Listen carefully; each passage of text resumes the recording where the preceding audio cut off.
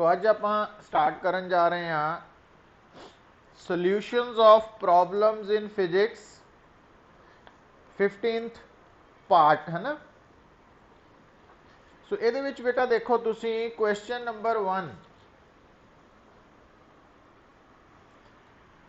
कि there are two masses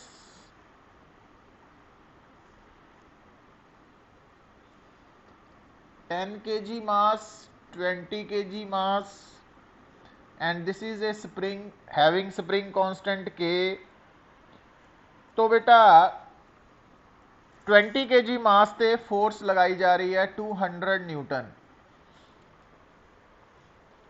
तो जदों 20 kg मास ते फोर्स एग्जर्ट की जाएगी तो आ जड़ा स्प्रिंग है ना जो दो डिफरेंट मासिस नू कनैक्ट कर रहा ये एक्सटेंड हो जाएगा है ना, मतलब यदि लेंथ चेंज हो जाएगी और जिदा ही यदि लेंथ चेंज होएगी तो इस स्प्रिंग दे अंदर रीस्टोरिंग फोर्स पैदा हो जाएगी।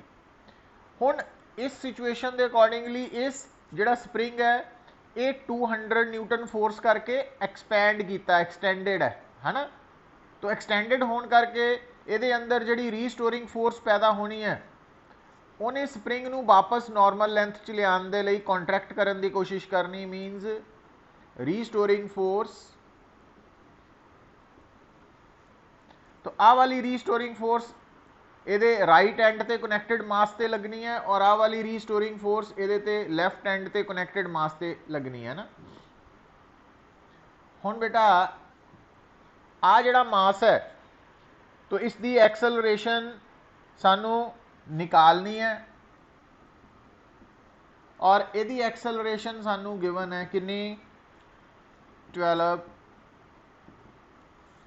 तो एक्सेलरेशन ते मास का प्रोडक्ट हुंदा net force 10 × 12 is equal to F, क्योंकि ये इको ही फोर्स लग रही है वो नेट के बराबर है। तो F comes out to be 120 newton. तो इस एफ नू इत्थे पुट कर देंगे बेटा, तो इस एफ नू इत्थे पुट करेंगे और ये ते नेट फोर्स आएगी 20A dash is equal to 200 minus F और एफ की वैल्यू आप फर्स्ट पार्ट तो निकाल चुके हैं। तो 80/20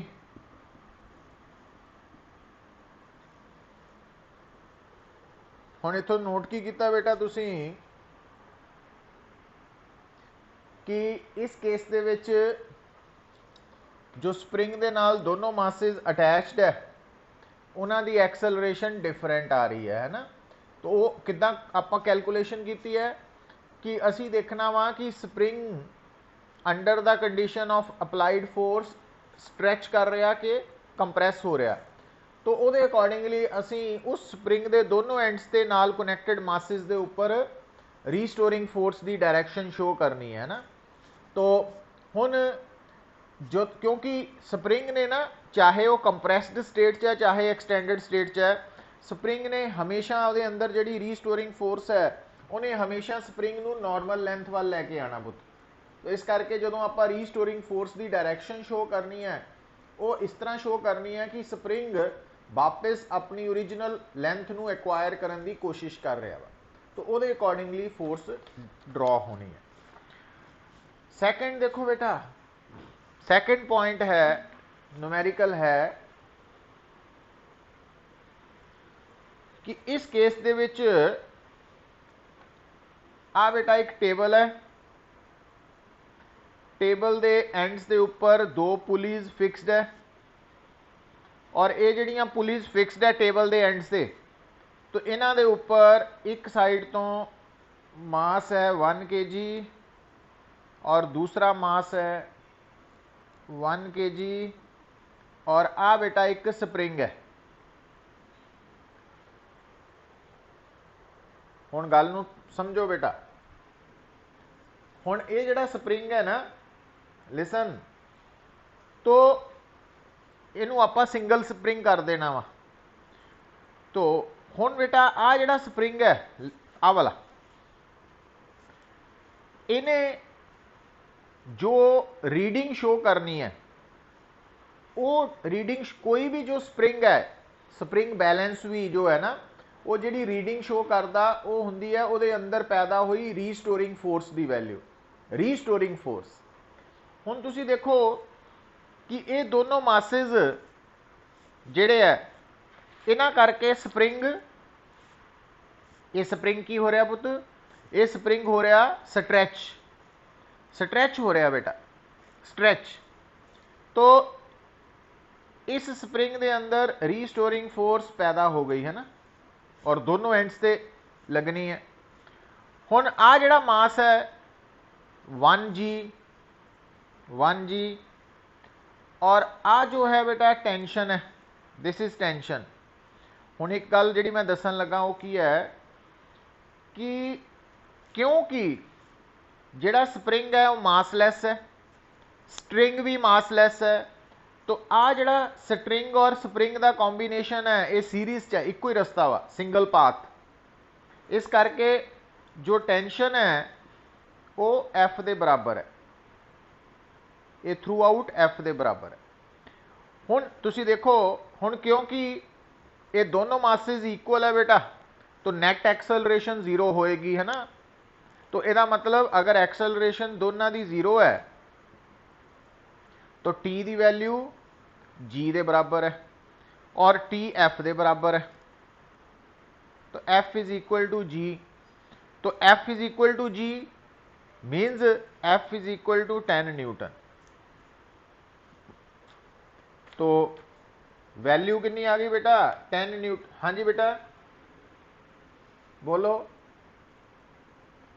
हाँ वो देखो मैं आराम ना गल सुनो पुत, आ देखो इत्थे ना आ स्प्रिंग है, एक आ स्ट्रिंग है। हुण जिहड़ी मैं गल दसन लगा पुत, क्योंकि जब तक सानू मैंशन ना किया जाए तद तक साडे लई स्प्रिंग स्ट्रिंग ये सारे मासलैस ही है पुत। कोई स्पैशल केस ही होएगा जिहदे ते वो कहेगा कि स्ट्रिंग भी मास पोजैस कर रही है, स्प्रिंग भी मास पोजैस कर रहा है ना, तो मासलैस ही है साडे केस। हुण जिहड़ा मासलैस है ना, हुण जिहड़ी मैं गल दसन लगा, हुण जिद्दां आ एक स्प्रिंग है, आ भी एक स्प्रिंग है, आ भी एक स्प्रिंग है, तो ये तीनों स्प्रिंग्स जो है इको ही रस्ते ते है, सिंगल पाथ है, ये सीरीज च है, ये सीरीज च है बेटा, ठीक है। तो जदों बेटा सारे स्प्रिंग्स, मैं अलग अलग केस बना के दसन लगा, जदों सारे स्प्रिंग्स बेटा सीरीज च है और सारे ही मासलैस है, तो हर स्प्रिंग के अंदर रीस्टोरिंग फोर्स सेम है, हर स्प्रिंग के अंदर रीस्टोरिंग फोर्स सेम होएगी अगर सारे स्प्रिंग्स मासलैस है और सीरीज च कनैक्टेड है। पहली गल। दूसरी गल कि अगर इन्हां स्प्रिंग्स दे नाल मान लो आ एक आ स्ट्रिंग भी है, तो इस स्ट्रिंग के अंदर टेंशन होएगी, इन्हां दे अंदर रीस्टोरिंग फोर्स होएगी, और आ स्ट्रिंग और आ स्प्रिंग्स ये सारे सीरीज च है बेटा, इको ही रस्ते च, सिंगल पाथ, ये सीरीज है, सीरीज कॉम्बीनेशन। तो सीरीज कॉम्बीनेशन दे विच चाहे स्ट्रिंग है चाहे स्प्रिंग्स है, हरेक दे विच टेंशन ते रीस्टोरिंग फोर्स बराबर होनी है। मतलब स्प्रिंग दे विच रीस्टोरिंग फोर्स आ जानी है और स्ट्रिंग दे विच टेंशन आनी है, और ये टेंशन और restoring force through out same होनी है पुत। और ये बेसिक कंसैप्ट है जिहड़ा तुसीं याद रखना ना। तो इत्थे देखो ये दो मासिस है तुहाडे सामने 1 kg एंड 2 kg, जिहड़ा 1 kg and sorry 1 kg and 1 kg, तो ये दोनों मासिस बराबर होने करके सिस्टम दी एक्सेलरेशन नहीं होनी, बैलेंस्ड है, इक्विलिब्रियम है। तो इस कारण करके ए जीरो होने करके सारा आपां लिख लिया। और इत्थे बेटा ध्यान दिओ कि जो स्प्रिंग है, लिसन, इत्थे जिहड़ा स्प्रिंग है पुत ओदी रीस्टोरिंग फोर्स ते स्ट्रिंग दी टेंशन बराबर होनी है। क्यों? क्योंकि तुसी नोट कर लो लैफ्ट मास तो लैके राइट मास तक दो स्ट्रिंग्स है, एक स्प्रिंग है, और ये तीनों सीरीज च है। और सीरीज च हुणी दसिया कि अगर सीरीज दे विच जिन्ने मर्जी स्प्रिंग्स होन, जिन्ने मर्जी स्ट्रिंग्स होन, तो जब तक वो मासलैस है तो उन्हां दी टेंशन ते रीस्टोरिंग फोर्स हमेशा इक्वल होनी है। ये बेसिक फंडा वा रिजल्ट है, प्रूव भी होएगा, बट हाले रिजल्ट नूं ऐ सच याद रखना। क्लीयर है? हाँ ये रिजल्ट भुलना नहीं पुत, इनू नोट कर लेना, ये आएगा भी, इनू डिस्कस भी करांगे आप, बट हाले फॉर टाइम बीइंग इनू इत्थे ही इदां ही याद कर लेना।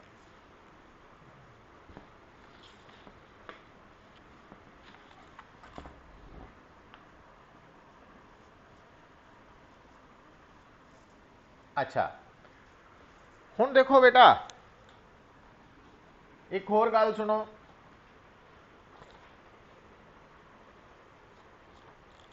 हुण जिस तरह हुण गल नूं इंपॉर्टेंट है पुत, तो यही सैकेंड न्यूमैरिकल जिहड़ा वा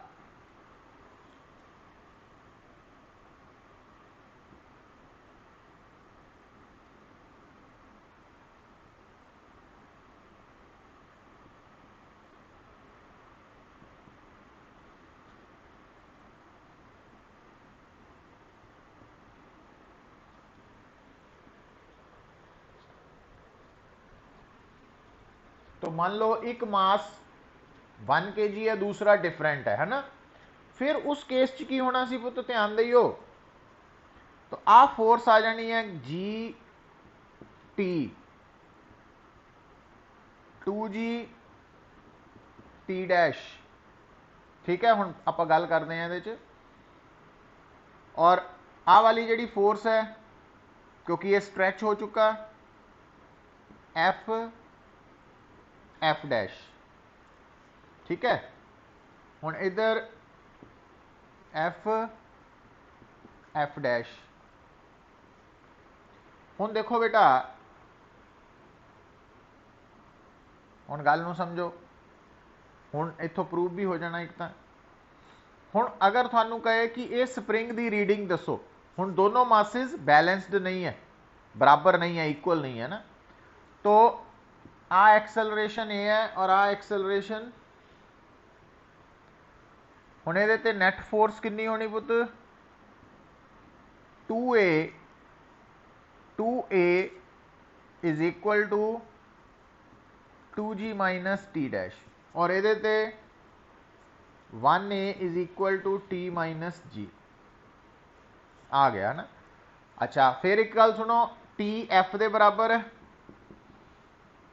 ते टी डैश एफ डैश दे बराबर है ना, आपां ये डिफरेंट कर लिया। हुण गल नूं देखियो, हुण आ जो है बेटा, क्योंकि आ एक्सेलरेशन ए है, आ एक्सेलरेशन ए है, तो आ एक्सेलरेशन भी ए होएगी, पर स्प्रिंग की है मासलैस। हुण मान लो थोड़ी देर लिए इहदा मास आपां मान लैंदे आ कैपिटल एम, इहदे ते नैट फोर्स आ गई पुत M A is equal to F minus F dash, but M zero है क्योंकि स्प्रिंग मासलैस है, तो मासलैस होने करके F is equal to F dash, तो अगर F is equal to F dash है, T is equal to T dash है।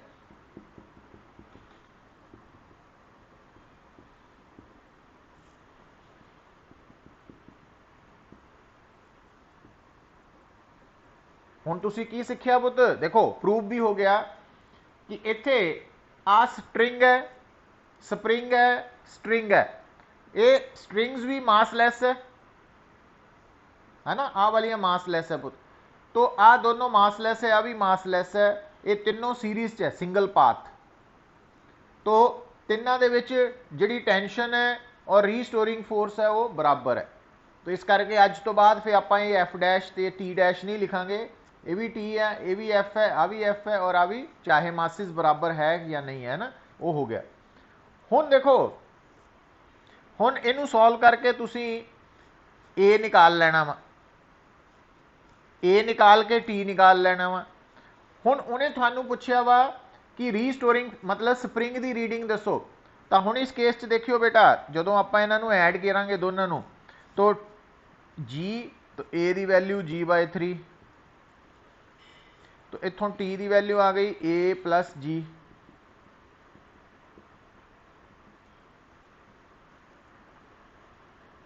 फोर बाय 3g, यदा मतलब ये कितनी रीडिंग शो करेगा, 1 kg है, ये 2 kg है, बट ये रीडिंग कितनी आएगी, F is equal to T है 4 बाय 3g।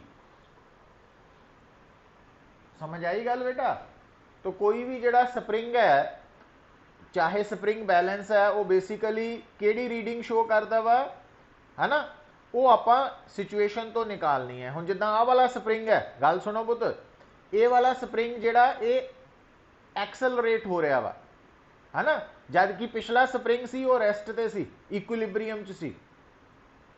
और इक्विलिब्रीयम च स्प्रिंग कदों होना, जदों दोनों एंड्स से जेडे मासिस है वो बराबर होने हैं ना, पर इत्थे दोनों मासिस बराबर नहीं है दोनों एंड्स से, तो वो अकॉर्डिंगली आंसर देना वा पुत। तो कोई भी जिहड़ा स्प्रिंग है या स्प्रिंग बैलेंस है वो हमेशा जिहड़ी रीडिंग शो करेगा वो है पुत,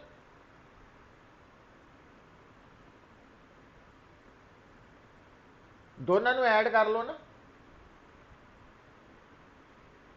दोनों इक्वेजन नू, एक इक्वेजन है A is equal to T minus G, दूजी है 2a is equal to 2g minus T, दोनों नू ऐड करके 3a is equal to g, तो a की वैल्यू g/3, तो वो वैल्यू पुट करके t कढ़ ली। t हाँ t और t डैश ते f डैश ये बराबर है सारे, ये आप प्रूव करता ऊपर, क्योंकि स्प्रिंग मासलैस है, तो वो अकॉर्डिंगली थोड़ा आंसर आ जाना पुत। तो f आ गया।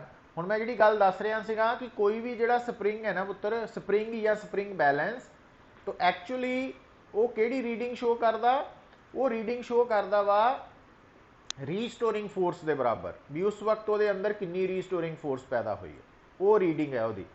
तो हुण देखो किसी भी स्प्रिंग नू स्ट्रैच करना या कंप्रैस करना, तो वो दोनों एंड्स से फोर्स लगती है पुत। हुण देखो नॉर्मली की हुंदा कि आ है स्प्रिंग, मान लो इनू आपां नाम देता स्प्रिंग बैलेंस, हुण आपां मास अटैच करता 1 kg, तो हुण एक्चुअली की होया, आ जिहड़ा 1 kg है इहदे ते एक तो फोर्स लगनी है mg, दूजा टेंशन रीस्टोरिंग फोर्स है ना। हुण इधर देखियो पुत, हुण आ जिहड़ी आ वाला इनू स्प्रिंग, आ स्प्रिंग का ही पार्ट है, टेंशन नू छड्ड देने, तो आ अगर स्प्रिंग का ही पार्ट है तो हुण इस मास ने स्प्रिंग नू की करता एक्सटेंड, तो आ लगनी है रीस्टोरिंग फोर्स, पर इधर भी लगती है पुत आटोमैटिकली है ना, आपां इनू नहीं ना ध्यान देने, तो आपां सिर्फ इनू ध्यान च रखते हैं। तो हुण आ क्योंकि इक्विलिब्रीयम च है तो F is equal to g है, तो अगर F is equal to g है तो स्प्रिंग बैलेंस कितनी रीडिंग शो करेगा, वेट ऑफ बॉडी के बराबर है ना। But actually g reading spring balance show करता वो वेट ऑफ बॉडी के बराबर हमेशा नहीं है, वो रीस्टोरिंग फोर्स के बराबर है। और रीस्टोरिंग फोर्स गिवन कंडीशन जी के बराबर हो भी सकती है, नहीं भी है ना, जिद्दां आपां देखिया दोनों एग्जाम्पल्स दे विच। तो इस करके जदों भी आपां दसना वा कि स्प्रिंग बैलेंस या स्प्रिंग जो है वो कितना वेट मेजर करेगा, तो वही वैल्यू है तुसी कढ़ना वा कि उस स्प्रिंग के अंदर उस गिवन कंडीशन के दौरान कितनी रीस्टोरिंग फोर्स पैदा हो रही है, वो रीडिंग है। इनू ध्यान च रखना बेटा, क्लीयर है।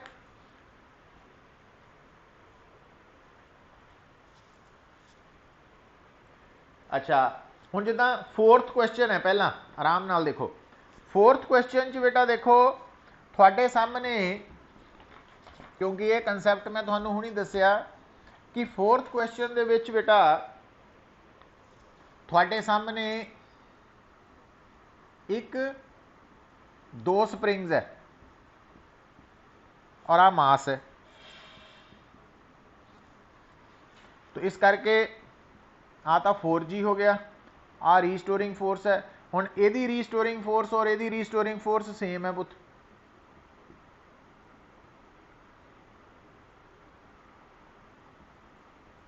सीरीज दे विच मासलैस है ना ये, सो इहदा मतलब दोनों की रीडिंग सेम होनी है, जिन्ने मर्जी होन सीरीज च मासलैस स्प्रिंग्स जिन्ने मर्जी सीरीज च होन, हर एक की रीस्टोरिंग फोर्स सेम होनी है, रीडिंग सेम होनी है, और इक्विलिब्रीयम च होने करके F is equal to 4G है ना।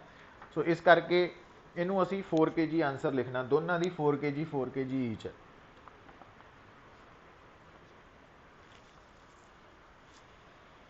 हुण थर्ड देखो बेटा, ये फोर्थ है ना, जिहड़ा थर्ड है, थर्ड के केस च बेटा देखो हुण इत्थे इलास्टिक स्ट्रिंग इलास्टिक स्ट्रिंग, वैसे तो सारे स्ट्रिंग इलास्टिक ही है, इज इक्विवेलेंट टू स्प्रिंग।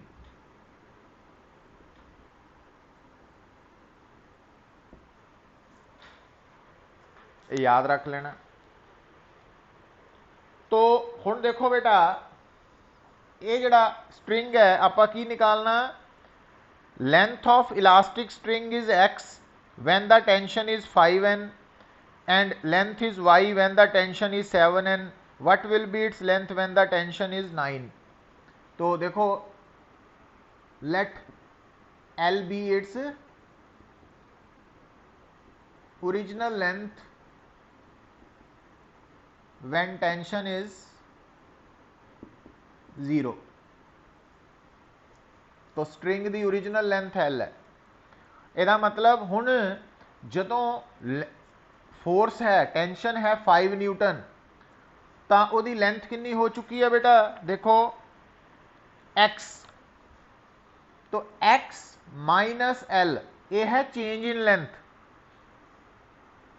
तो change in length directly proportional to tension है पुत, क्योंकि जो आप कहने ना elastic string is equivalent to spring, तो स्प्रिंग दे विच रीस्टोरिंग फोर्स है, स्ट्रिंग दे विच टेंशन आ गई, और आप स्प्रिंग च कहने हैं ना कि जी change in length of spring है that is directly proportional to restoring force, या रीस्टोरिंग फोर्स इज डायरैक्टली, वही केस लाया ना कि जो टेंशन है change in length is directly, हुण जे change in length of spring है तो directly proportional to restoring force है, जे change in length of string है इलास्टिक स्ट्रिंग तो फिर डायरैक्टली प्रोपोर्शनल टू टेंशन लिख लेना पुत, फिर टेंशन वर्ड आ जाना।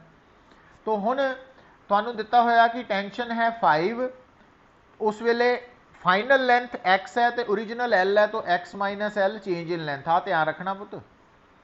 अच्छा, दूसरे केस च जदों बेटा टेंशन हैगी है कितनी हो गई 7, तो लेंथ हो गई y, तो चेंज इन लेंथ हो गई y माइनस ओरिजिनल लेंथ। आपा निकालना वा जदों टेंशन 9 है उस वक्त की लेंथ निकालनी है, मान लो z, तो z निकालनी है आप। हुण इन्हां मैनुपुलेट करके तुसी की कर सकते पुत्र, इत्थों L निकाल सकते हैं ना। तो आ लिख लेनी है K5, K constant of proportionality लिखता, y माइनस L K7 ते z minus L is equal to K9। ठीक है बेटा, हुण तुसी की करना, आ रेशो लै लैनी पुत, रेशो लैके क्रॉस मल्टीप्लाई करके तुसी रेशो च के कट्टिया जाना पुत, क्रॉस मल्टीप्लाई करके ना तुसी क्रॉस मल्टीप्लाई करके L निकाल लेना, मतलब आ दोनों इक्वेजन्स की रेशो लै लैनी, के कट जाना, तो क्रॉस मल्टीप्लाई करके L निकाल लेना in terms of x and y। दूसरा काम की करना कि L की वैल्यू जिहड़ी है वो इत्थे पुट करते हैं, या इत्थे भी कर सकते हैं, इत्थे पुट करके के की वैल्यू निकाल लेनी है in terms of x and y। हुण तुहाडे कोल के भी है L भी आ गया, तो L भी पुट करके के भी पुट करके तुसी Z निकाल सकते हैं। क्लियर है Narayan, Aryan?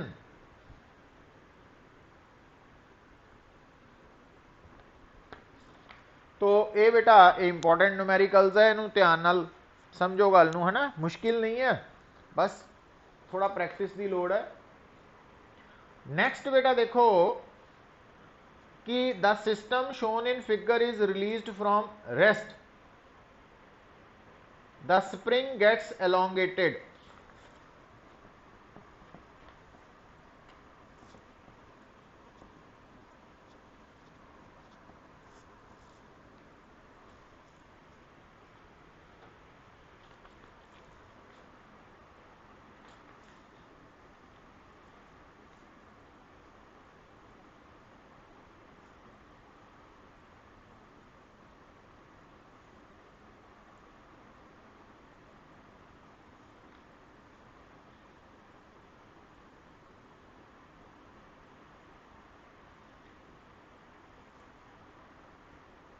mg t t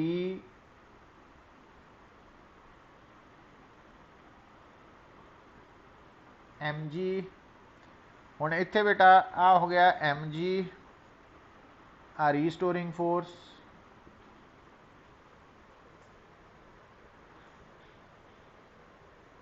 ठीक है। ਹੁਣ देखो बेटा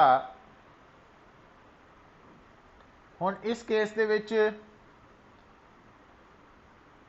जो एक्सेलरेशन है यदि एक्सेलरेशन ए है,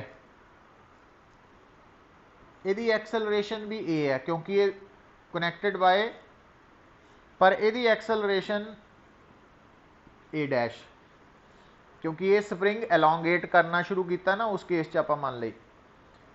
हुण ये ते नैट फोर्स है m A is equal to T minus m g, और ये ते नैट फोर्स है m A is equal to m g plus F minus T. और आ वाला केस है पुत्र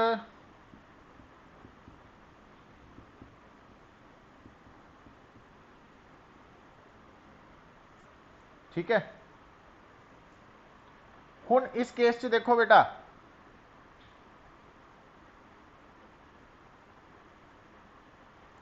हुण आ जिहड़े दो केसेस है और आ वाला केस है ना, हुण अगर आप इन्हां दोनों नूं ऐड करिए तो 2m is equal to T cancel out हो गया, mg भी कैंसल आउट हो गया, f आ गया। तो अगर आप इस f की वैल्यू नूं इत्थे पुट कर दईए बेटा, एम ए डैश हो गया mg माइनस 2ma। हुण तुसीं नोट की करते हैं कि जिहड़ा a डैश की वैल्यू है it is less than g है ना। इत्थों साफ पता लग रहा कि a डैश g के बराबर नहीं है, g तो घट है। तो यदा मतलब जिहड़ा a डैश है, हुण गल नूं सुनो पुत, तो a डैश की वैल्यू अब आ जनरल मास है, ये m है एक मास, तो यदि a डैश की वैल्यू लैस दैन g आ रही है, यदा मतलब स्प्रिंग की करेगा, एक्सटेंड करेगा, ठीक है। क्योंकि जिहड़ा स्प्रिंग है उन्हें एक्सटेंड कदों नहीं करना या कंप्रैस कदों नहीं करना, अगर इन्हां दोनों की एक्सेलरेशन फ्रीली फॉलिंग स्टेट वाली होए, बराबर होए, है ना, जी के बराबर होए फ्रीली फॉलिंग। पर क्योंकि ए डैश की वैल्यू वो की आ रही है, लैस दैन जी आ रही है, यदा मतलब आ दोनों जिहड़े है दोनों च रैलेटिव एक्सेलरेशन होने करके ये जिहड़ा स्प्रिंग है कंप्रैस या स्ट्रैच करेगा ना, डिपेंड करेगा ए डैश ए ते। सो यदा मतलब एम क्योंकि जनरल सिलेक्ट किया आप, एम की वैल्यू फिक्स थोड़ी है, एम एक जनरल केस है, यदा मतलब कोई भी वैल्यू एम की होए तो ए डैश की वैल्यू जिहड़ी है वो किसी भी वैल्यू एम के लिए ए डैश की वैल्यू की आ रही है, लैस दैन जी। और जदों लैस दैन जी है तो आ स्प्रिंग स्ट्रैच होना ही होना वा, मतलब स्ट्रैच या कंप्रैस होना ही होना। इस करके इसका आंसर की आना पुत, for any value of m, any value of m, तो इन्हें स्प्रिंग ने स्ट्रैच या एलोंगेट होना ही होना वा। तो एक जनरल मतलब कंसैप्चुअल बेस्ड प्रॉब्लम है, इनू इदा समझना वा तुसी। तो यदा रीजन देन लगे ना, एक गल का ख्याल रखना वा। नारायण लगी समझ?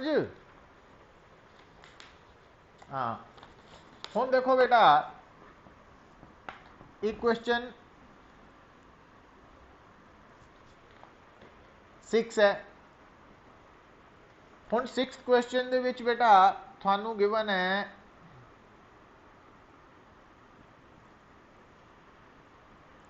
तो 2 kg 2 kg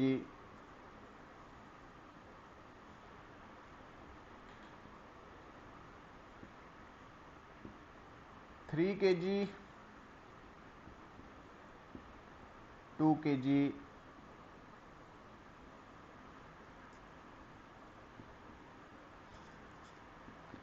1 kg 2 kg। हुण आ देखो ना, आ दोनों बैलेंस्ड ही है, तो इन्होंने दोनों की एक्सेलरेशन 0 ही है। सो ये 2g टेंशन रीस्टोरिंग फोर्स और एफ और टी बराबर ही है पुत। तो हुण ये F is equal to T is equal to 2g है ना। हुण एफ के बराबर होंगे kx1,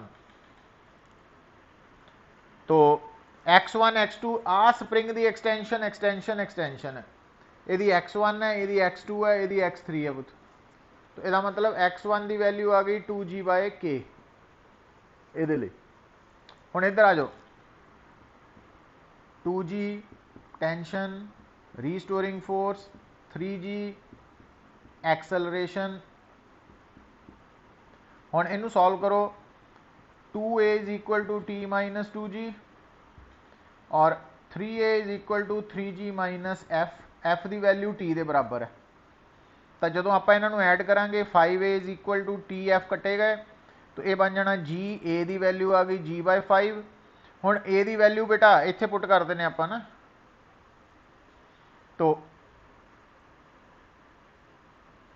3/5g is equal to 3g minus F, तो F is equal to 3g minus 3/5g। तो क्या आ जाएगा बेटा, 3g कॉमन है तो 4 12/5g। हुण एफ की वैल्यू की आनी है इस केस इत्थे x2 है ना, F is equal to kx2, तो x2 की वैल्यू आ गई 12/5g/k। और इदा ही इत्थे करनी तुसी बेटा, आ एक्सेलरेशन आ गई, आ एक्सेलरेशन ऊपर आ गई, तो आ टेंशन आ गई, आ 2g है, आ g है, आ f है पुत। तो हुण इहदी इक्वेजन बन जानी है 2a is equal to 2g minus T, और आ बन जानी है 1a is equal to f minus g, है ना। हुण इनू ऐड कर लो, तो 3a इज इक्वल टू, क्योंकि f is equal to t है, तो 3a इज इक्वल टू आ कट्टे गए g, a is equal to g/3। हुण a की वैल्यू बेटा इत्थे पुट कर देने आप, f माइनस g, तो f is equal to g plus g/3 4/3g, और एक kx3 आ गया ना, तो x3 की वैल्यू 4g/3k आ गया। हुण आ तिन्नों x3 x2 x1 कंपेयर करके तुसी आंसर चूज कर सकते हैं बेटा, है ना, दस सकते हैं। तो ये तो है रिगार्डिंग क्वेश्चन नंबर 6। इत्थे तक कोई डाउट है दसो, आर्यन नारायण?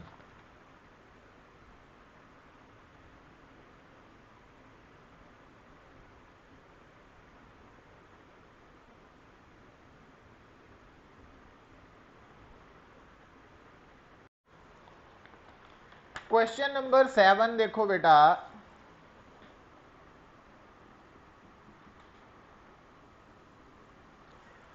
कि आ एक पुली है, तो आ स्ट्रिंग दे नाल मास अटैच्ड है पुत, और आ स्प्रिंग है, और आ जिहड़ा मास है कैपिटल M इस सरफेस ते लाई कर रहा पुत। हुण देखो, क्योंकि ये मास सरफेस ते है, तो इस मास के उपर एक तो फोर्स लग रही है mg, दूजा बेटा जदों आप इनू रिलीज किया बेटा,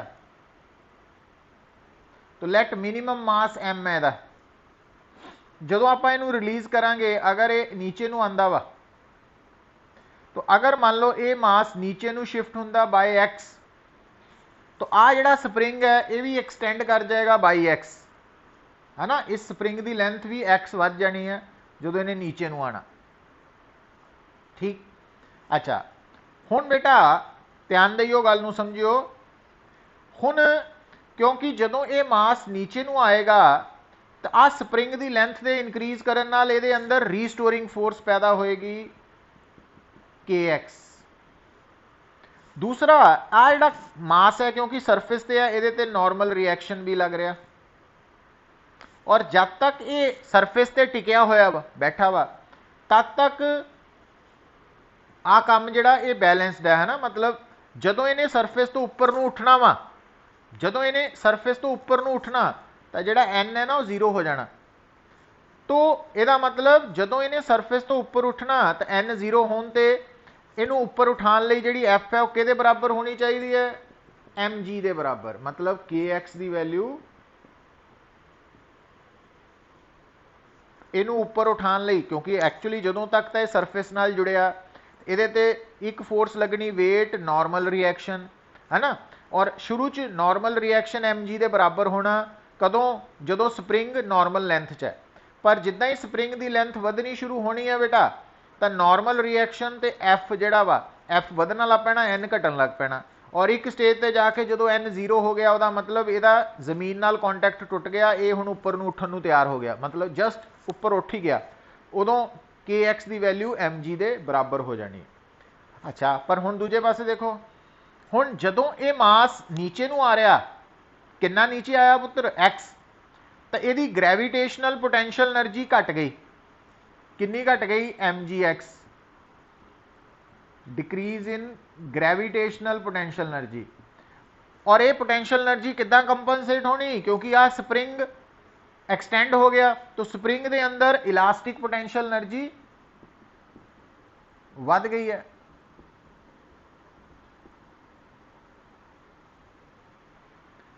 तो इज इक्वल टू हाफ के एक्स स्केयर। तो इतों के एक्स की वैल्यू 2 एम जी आ गई बेटा। तो आ के एक्स की वैल्यू कैपिटल एम जी है, जी जी कट्टे गए, तो स्मॉल एम की वैल्यू घट्टो घट कितनी होनी चाहिए है, जिहड़ा मास उपर नूं चकना ना with the help of spring, उहदे हाफ, अद्धे के बराबर, तो m/2। समझ आई बेटा ये गल, नारायण, हाँ आर्यन,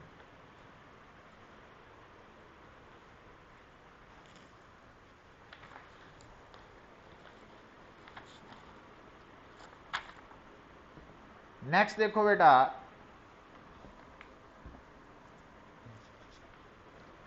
प्रॉब्लम 8,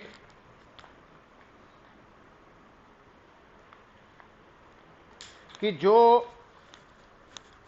स्प्रिंग है, हुण देखो इस केस च आ बेटा स्प्रिंग है,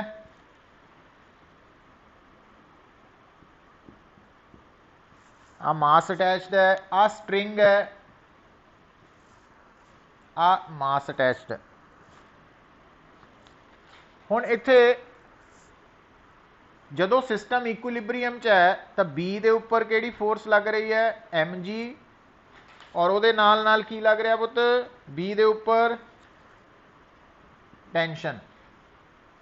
अच्छा, आ रस्सी है ना, ए दे उपर एक force 2 m g tension restoring force ये लग रही है। Two blocks A and B of masses 2m and m respectively are connected by a massless and inextensible spring. The whole system is suspended by massless spring as shown in figure. The magnitudes of the acceleration of A and B immediately after the string is cut are. हुण आ देखो बेटा, ये system इक्विलिब्रीयम च है। हुण जदों system इक्विलिब्रीयम च है, हुण गल नूं समझियो, तो टी एम जी के बराबर है, जदों सिस्टम इक्विलिब्रीयम च है तो टी एम जी के बराबर है, और आ भी इक्विलिब्रीयम च है तो F 2 m g plus T के बराबर है। पर जिद्दां ही आ स्ट्रिंग कट्टी, जिद्दां ही बेटा स्ट्रिंग कट हुई, स्ट्रिंग जिहड़ी है उहदी टेंशन इमीजिएटली 0 हो जानी है। मतलब आ जिहड़ा मास है बी, तो ये उपर नूं लगन वाली टेंशन 0 हो गई, सिर्फ आही फोर्स लगनी है, टेंशन 0 हो चुकी। तो हुण इहदे ते इक्को ही फोर्स लग रही है एम जी, इहदा मतलब इहदी एक्सेलरेशन की हुंदी है, net force divided by mass जी। तो जिहड़ा ए है पुत, ए इहदे उपर जिद्दां ही आ रस्सी कट्टी, स्ट्रिंग कट की, टेंशन 0 हो गई, तो नीचे वाली फोर्स 2 mg है और ऊपर वाली एफ है। और एफ कितनी सी पुत्र, क्योंकि इक्विलिब्रियम दे विच एफ के बराबर सी 2 mg प्लस टी और टी mg है तो 3 mg है ना, ये पहले स्टैप तो कढ़े आप, तो ये है 3 mg। तो यदा मतलब हुण इहदे ते नैट फोर्स कितनी लग रही है उपर नूं, कितनी 3 mg माइनस 2 mg mg, ये नैट फोर्स है, ए ते लग रही है। और ये जिहड़ी नैट फोर्स है उहदे करके इहदी एक्सलरेशन की होनी पुत a dash, net force divided by the mass 2m g/2। So इसका मतलब स्ट्रिंग के कट्टन तो बाद बी ने नीचे नू एक्सलरेट करना विद जी और ए ने उपर नू एक्सलरेट करना विद g/2। तो this is the correct answer of question number 8। तो इत्थे तक देखो बेटा क्लियर है नारायण? हाँ, ये बड़ा इंपॉर्टेंट है। ये पहला आप इक्विलिब्रियम तो जिहड़ी है रीस्टोरिंग फोर्स कढ़ लई, उस तो बाद जिद्दां ही स्ट्रिंग कट होनी है पुत, जिद्दां ही स्ट्रिंग कट होनी है की हो जाना, टेंशन इमीजिएटली उस स्ट्रिंग की जीरो हो जानी और उस तो बाद सिस्टम इम्बैलेंस हो जाना, तो हर पार्ट से आप नैट फोर्स कढ़ के सॉल्व कर लेना। अच्छा हुण देखो क्वेश्चन नंबर पहला बेटा देख लो 10।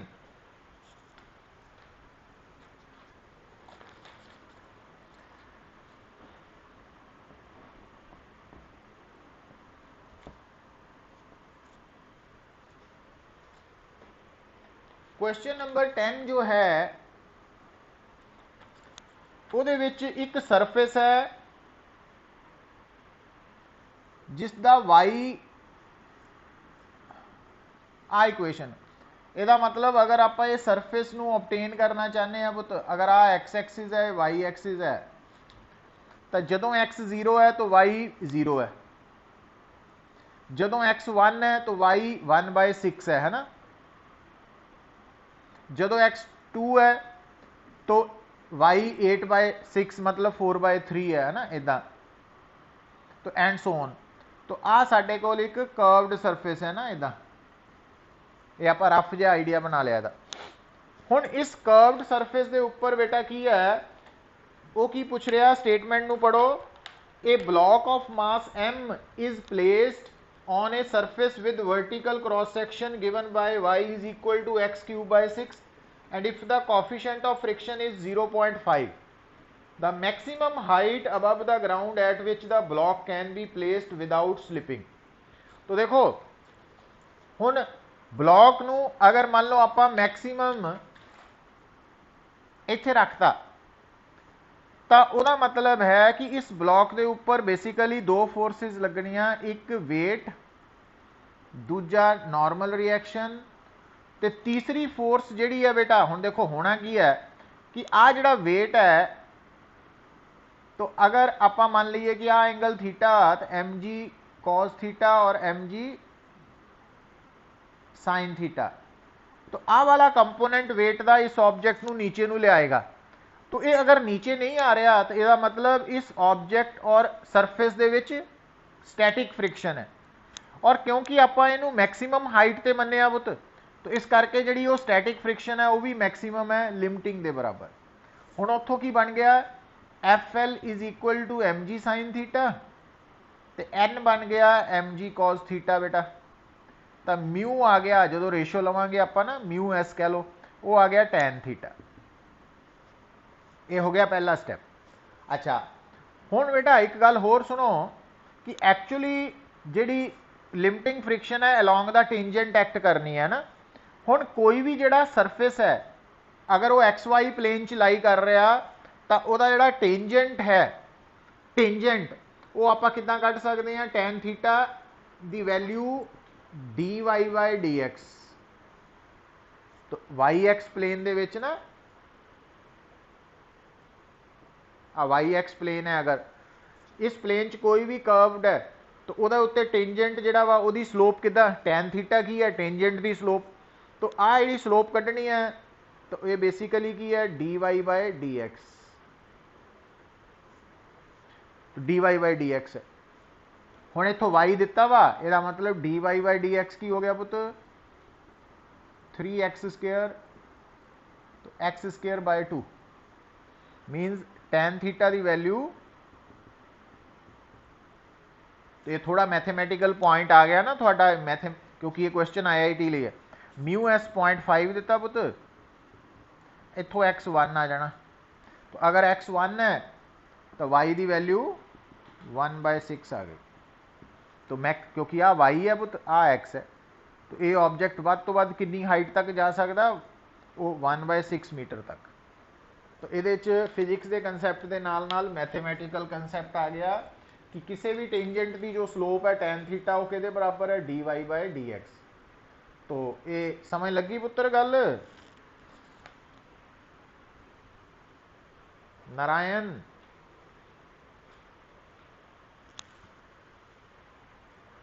तो इनू इंपॉर्टेंट क्वेश्चन है, ये आए हुए क्वेश्चन है जोड़े है IIT च, तो इन्हों ध्यान नाल देखो, जे कोई डाउट है तो पूछो जरूर। फिर हाँ, इन्हों ना स्टार कर लेने हैं क्योंकि ये थोड़े जे की है हट के है, इन्हों के जोड़े कंसैप्ट यूज हो रहे हैं ना वो थोड़ा जहा अलग हट के रूटीन नालों सोचना पैंदा। तो इन्हों मतलब 2-3-4 बारी रिवाइज करांगे फिर दिमाग च ये स्टोर होने हैं, अदरवाइज भुल जाने पुत मौके पर। हुण देखो 9th प्रॉब्लम जी है वो थानू की दिता होया, एक ध्यान दो बेटा, आ PQ और आ R और आ एंगल 30 डिग्री और आ वाली हाइट 2 मीटर, और ये दोनों सरफेसिस रफ है। A point particle of mass m moves along the uniformly rough track PQR as shown in figure. The coefficient of friction between the particle and the rough track equals mu, and particle is released from rest from point P and it comes to rest at point R. The energies lost by the ball over the part PQ and QR of the track are equal to each other, and no energy is lost when the particle changes direction from PQ to QR. तो value of coefficient of friction mu and the distance x are respectively close to, x की है QR की value. हुण आ देखियो बेटा, हुण जदों particle इत्थे है बेटा तो उहदे ते एनर्जी लॉस क्यों होना, वर्क अगेंस्ट फ्रिक्शन करके। तो आ है वेट, तो आ है नॉर्मल रिएक्शन, तो आ एंगल 30 डिग्री, आ भी 30 है ना, तो आ mg cos 30। तो फ्रिक्शन उपर नूं है पुत, और ये फ्रिक्शन क्योंकि मूव कर रहा काइनेटिक फ्रिक्शन है, तो काइनेटिक फ्रिक्शन की वैल्यू इनकलाइंड सरफेस ते, kinetic friction over inclined surface PQ ते की है म्यू mg cos 30 डिग्री, और PQ की लेंथ कितनी है बेटा, perpendicular angle perpendicular base hypotenuse. तो perpendicular over hypotenuse is equal to sin 30, 2/PQ is equal to sin 30, तो PQ is equal to 2/sin 30। हुण बेटा जो पार्टिकल P तो Q आ रहा तो डिस्प्लेसमेंट नीचे नू है PQ के बराबर और फ्रिक्शन उपर नू है ना, तो work done against the friction जो हो गया उन्होंने आप लिख सकते हैं work done against the friction जोड़ा वा, या work done by the friction कर लो। Work done by the friction जो है वो -FQF, तो work done by the friction आ गया FK इंटू PQ ते नाल माइनस साइन। अच्छा हुण बेटा जो पार्टिकल QR ते है तो इस केस दे विच आ mg है, आ नॉर्मल रिएक्शन है, और अगर पार्टिकल अगे नूं जा रहा तो FK, तो FK ओवर QR कितना पुत्र mu m g N dash के बराबर है और आ क्यू आर की वैल्यू एक्स दी है तो वर्क डन कितना आ गया है वाला माइनस एफ के क्यू आर है ना इंटू क्यू आर। हुण आ वाली वैल्यू आप कड्डी हुई है mu m g minus minus कट्टे गए म्यू एम जी कॉस 30 और पी क्यू की वैल्यू है 2/sin 30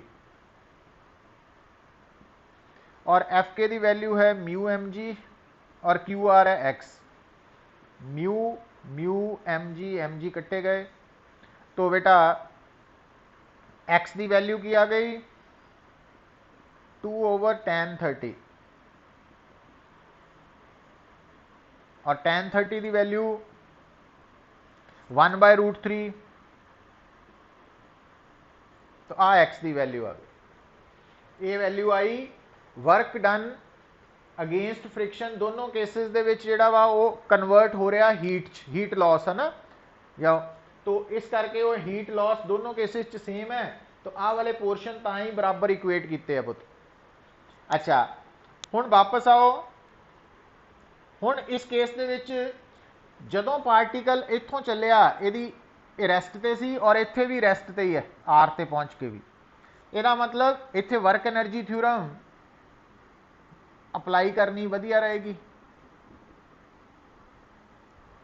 हुण इत्थे दो वर्क हो रहा है एक work done by the gravity तो ग्रेविटी कितना वर्क कर रही है बेटा जदों ऑब्जेक्ट पी तो क्यू पहुंच रहा तो वही वर्टिकल डिस्प्लेसमेंट 2 मीटर है तो वह बन गया m g h work done by gravity m g h और दूजा वर्क डन किहने कीता आ वाली फ्रिक्शन ने और आ वाली फ्रिक्शन ने और आप देखिया भी दोनों फ्रिक्शंस का वर्क डन बराबर है ना आ दोनों वर्क डन बराबर है पुत फ्रिक्शंस दे ਇਹਦਾ मतलब आप की कर सकते हैं इत्थे तो आप माइनस आ वाला वर्क डन ते माइनस आ वाला वर्क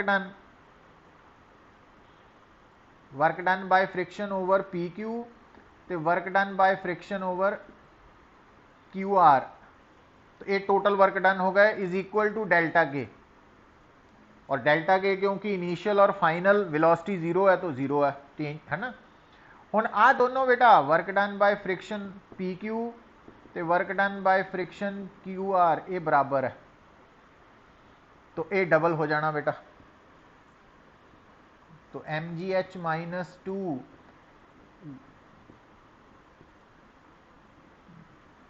तो m g h is equal to 2